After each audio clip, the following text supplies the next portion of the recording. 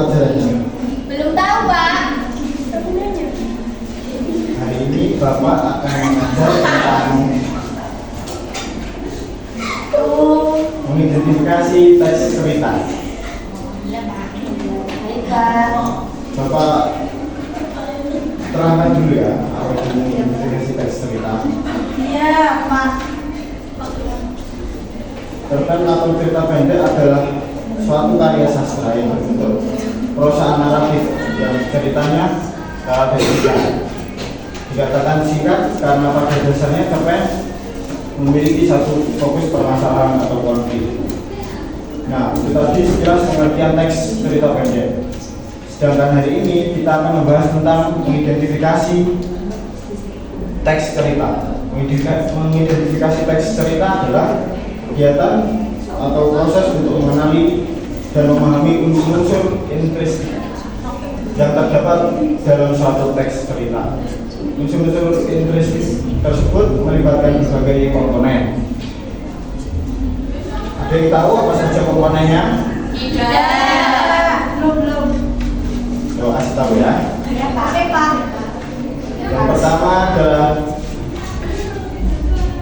komponen yang membentuk struktur dan makna dari cerita, seperti karakter, alur, konflik, tema, dan pesan moral. Dengan mengidentifikasi teks cerita, pembaca dapat memahami lebih mendalam tentang bagaimana cerita dibangun, mengapa cerita menarik, dan apa pesan yang ingin disampaikan oleh penulis melalui cerita tersebut. Di dalam unsur intrinsik ada tema.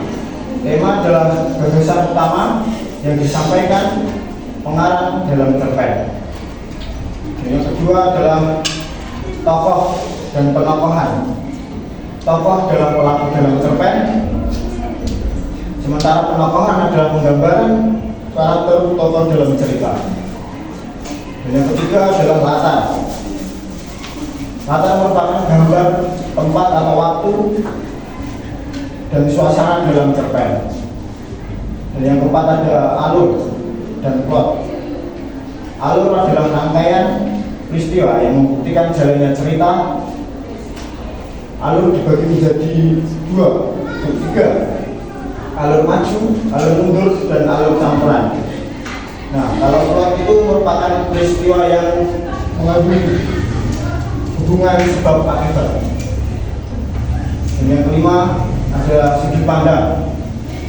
Sudut pandang adalah cara pengarang melihat berbagai macam kejadian dalam cerpen.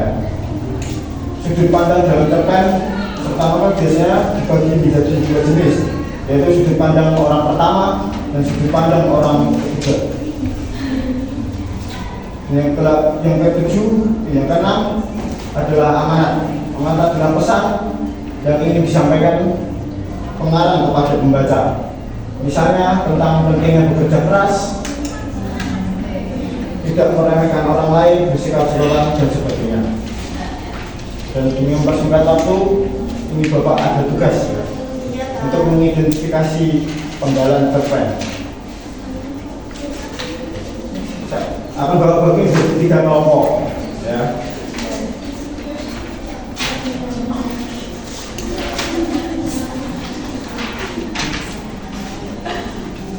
Saya tidak mau ngomong dengan tol ginitan.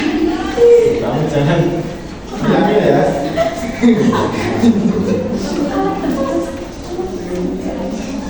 Tolong cari tema.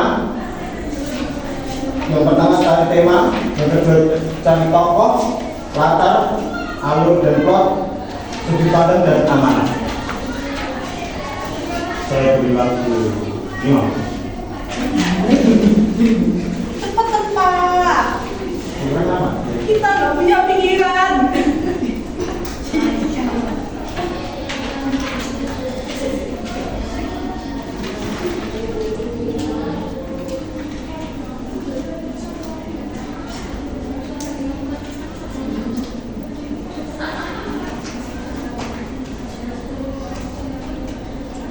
Ayo, gimana? Sudah selesai? Belum, sebentar.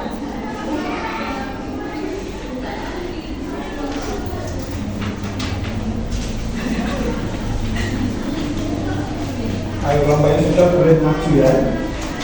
Belum presentasikan.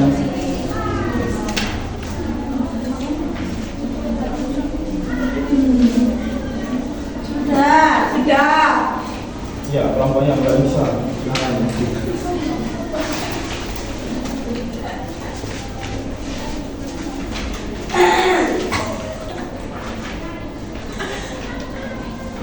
Dari diskusi yang kami lakukan, kami mendapatkan beberapa data. Temanya yaitu pendidikan karakter anak.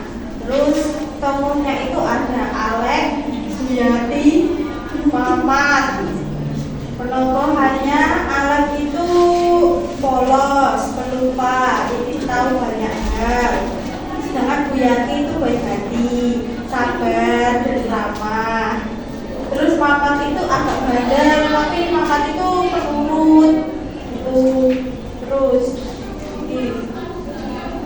latarnya itu di dalam kelas dan pagi. Terus alur ceritanya maju. Sudut pandangnya menggunakan orang ketiga karena ditandai dengan menggunakan kata ganti seperti iya dan dia. Terus amanat dari cerita ini yaitu pendidikan Pancasila harus ditanamkan sejak dini dan setiap warga negara harus mengamalkan nilai-nilai